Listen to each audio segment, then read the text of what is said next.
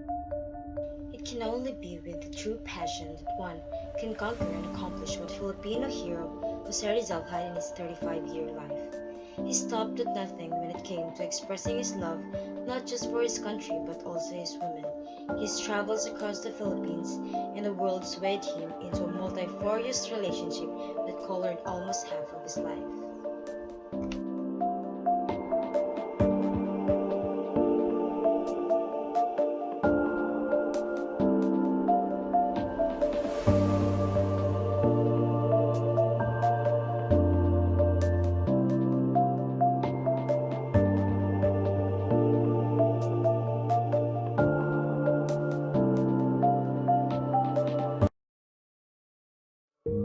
Segunda Katigbak.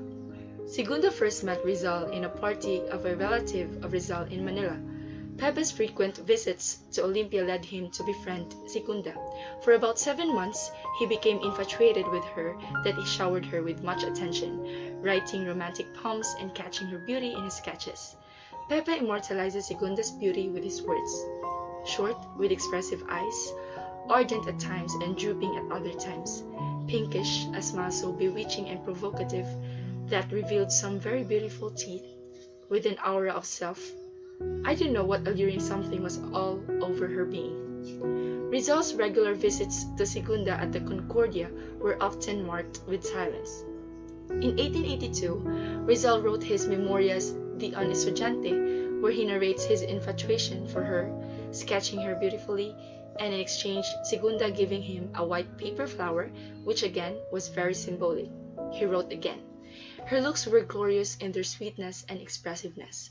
Her voice was melodious, and I thought an enchantment accompanied every moment. She penetrated my heart, and I had feelings I'd never known before. This childish infatuation did not blossom into romance, as she was engaged to a tall man also from Lipa, Manuel Luz. Manuel Luz was more acceptable to her family since the predominant practice at that time was for maidens to marry men within the same social circle in the locality. Resigning to fate, Rizal wrote of his first love. Ended at an early hour, my first love. My virgin heart will always mourn the reckless step it took on the flower-decked abbeys. My illusions return, yes, but indifferent, uncertain, ready for the first betrayal on the path of love.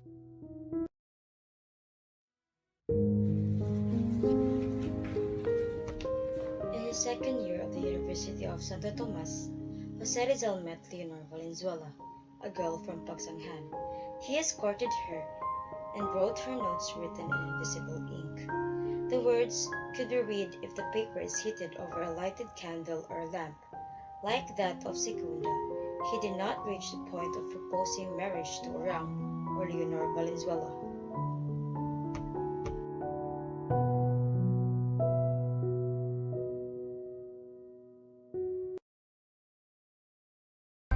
Leonor Rivera, Rizal's childhood sweetheart or hero's true love. Jose Rizal fell in love with a pretty and talented lady, Leonor Rivera. However, both are distant relatives.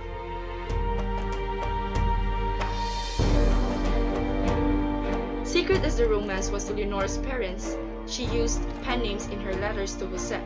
She hid from the signatures La Cuestión del Oriente and Tamis. One day, in one of India's street brawls against young Spaniards in Escolta, Rizal was wounded on the head. With tender love and care, Leonor nursed him.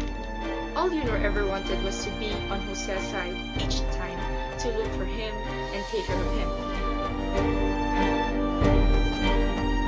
But this became far from possible when Jose left for Spain without giving her a notice. Thus, Rizal left farewell poem for her, but it had not washed away the sorrow she felt when she learned of her boyfriend's departure. While busy studying and fighting for a cause abroad, Rizal nonetheless took time to write love letters to his sweetheart. They exchanged numerous love letters, but one time, Rizal was puzzled when Leonor became silent. As a result of this, Rizal went home, notwithstanding the dangers he could face. When Rizal returned, Leonor was no longer in Manila, for they transferred in Dagupan. The couple wanted to see each other, but both were prohibited by their respective parents. Don Francisco Mercado believed that the meeting would put the Rivera family in danger, for the author of the Noli at the time was already branded by the Spaniards as a filibustero. Rizal wanted to marry Leonor, but her family consistently disapproved of Jose's plan before his second departure. In foreign lands, Rizal kept on sending letters to Leonor but received no reply. The lovers had no idea that Doña Silvestra had been hiding from Leonor all the letters sent her by Rizal. Without any choice, Leonor married Charles Henry Kipping, an English railway engineer. 6 months before the ceremony, Rizal had received a letter announcing this eminent Kipping-Rivera wedding. The letter was from his true love herself, who was also asking for his forgiveness. His eyes dimmed with tears, and his heart broke. The mail signated the death of Rizal's 11-year love affair with Leonor. Rizal, being a lonely man in a foreign country, far from his natal land, was attracted by Consuelo's beauty and vivacity. Consuelo was probably very likable because at least 2 Filipinos in Spain in Jose Rizal's time had feelings on her.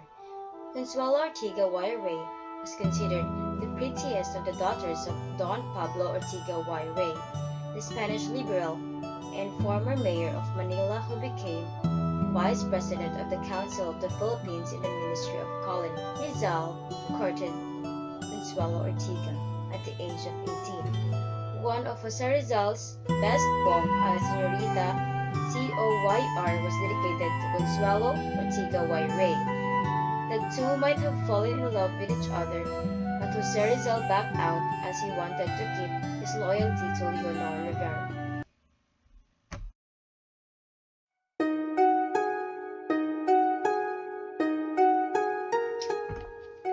Seiko Uso.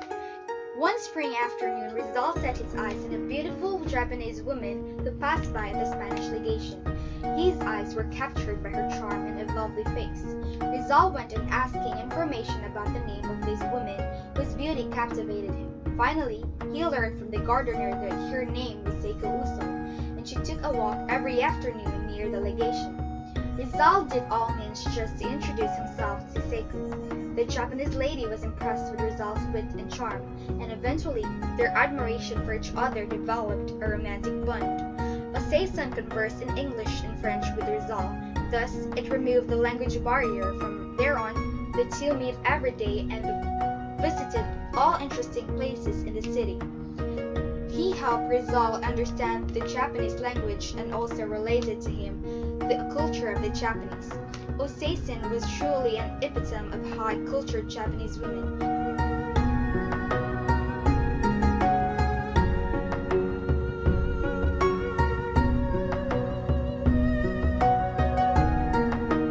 Their love to an end with Rizal had to leave. His heart was filled with grief as to bid sayonara to Osei-san.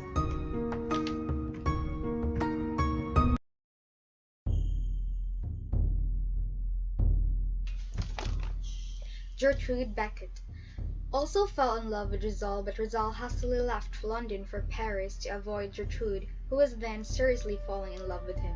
She helped Jose Rizal mix his colors for painting and prepared the clay for his sculpturing, hoping that colorful romantic relationship would be formed between them.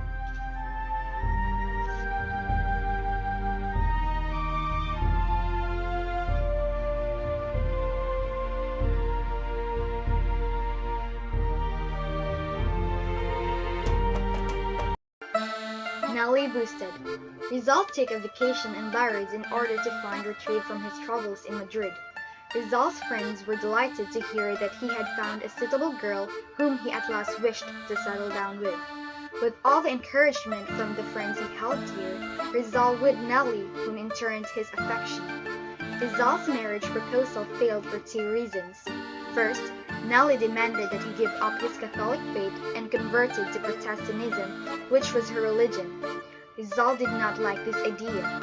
Secondly, Nelly's mother did not approve for Rizal, as she had no desire to entrust her daughter to a man who was wanting a law, and persecuted in his own country. In spite of the circumstances, Rizal and Nellie parted as good friends. Suzanne Jacoby. February 2, 1890, when I first saw him, the guy who had captured my heart, faced Sir Rizal. He stayed in my auntie's boarding house for writing his books. Days passed, we became close to each other. He is small but with a big heart. He is funny with a sense of humor. He is intelligent that I am astonished. Rizal is not hard to be with, and so I fall in love to him. We once enjoyed the merriments of Belgium's summertime festival, with its multicolored costumes, animated quotes, and lovely crowds. We had so much fun, and it's one of the best days of my life.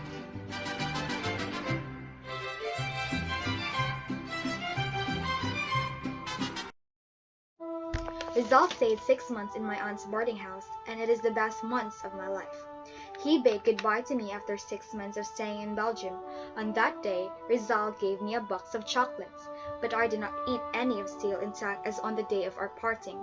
I wrote him long letters, but Rizal didn't reply. By the middle of April 1891, to my surprise, Rizal returned to Belgium and stayed again to my aunt's boarding house. But he is busy revising and finalizing the manuscript of El Fili for publication. On July 5, 1891, Rizal bade goodbye again and said never come again in Belgium and on my arms. Rizal was attracted to an Irish girl named Josephine. His loneliness and boredom are reasons for falling in love again. Although the Rizal sisters suspected Josephine as an agent of the friars, Rizal still asked her to marry him. Josephine's answer was negative due to her responsibility to her blind adoptive father. As a requisite or precondition before marrying each other, the priest wanted a attraction. Jose and Josephine took each other as a husband and wife without church blessing. Josephine gave birth to a child who did not enjoy this world for long and joined his tia Concha, probably in heaven.